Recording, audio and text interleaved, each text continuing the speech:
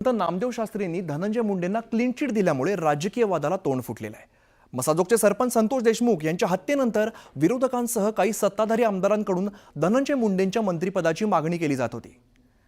यावेळेला धनंजय मुंडेंनी भगवानगडावरती जात नामदेव शास्त्री महाराजांची भेट घेतली आहे। यावेळेला धनंजय मुंडे गुन्हेगार नाहीत, भगवानगड त्यांच्या पाठीशी असल्याचं ते म्हणाले आहेत।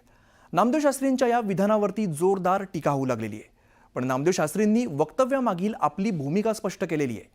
धनंजय मुंडे यांना गेल्या 53 दिवसांपासून टार्गेट करण्यात येतंय, याला केवळ मी सांत्वना दिली असं सांगत नामदेव शास्त्रींनी टीका करणाऱ्यांचा समाचार घेतलेला आहे।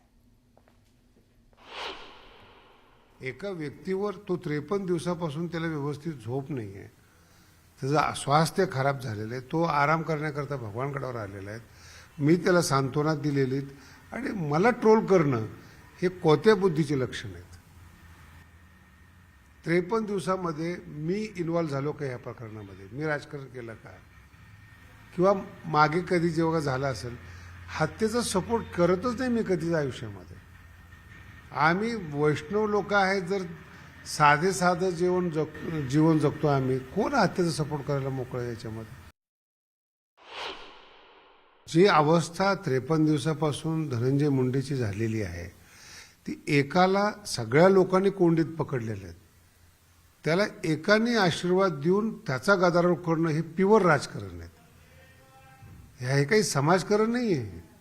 तो जेव्हा दोषी ठरेल, मुख्यमंत्री म्हणलेत, उपमुख्यमंत्री आहेत, आम्ही 100% त्यांना राजीनामा घेऊ किंवा त्यांना शिक्षा होईल, पण जोपर्यंत दोषी ठरत नाही तोपर्यंत तुम्ही कसं काय आरोप करता त्याच्यावर? तो धनंजय मुंडे या गोष्टी घडून आणतो, याचं पाप झाकवायसाठी पांघरून घेतो, पण गड सुद्धा कलंकाच्या बाजूने घेऊन जातात। म्हणजे किती सोसलं, नामकं केलं, तमकं केलं, सोसलं काय ते म्हणजे ते बोलणंच हे होतं। पुढं मी सत्याला गेलो, मग लोक मला म्हणायला लागले म्हणून मी म्हणलो, लोकांची भावना मांडली, हे म्हणजे हे न पटणार होतं।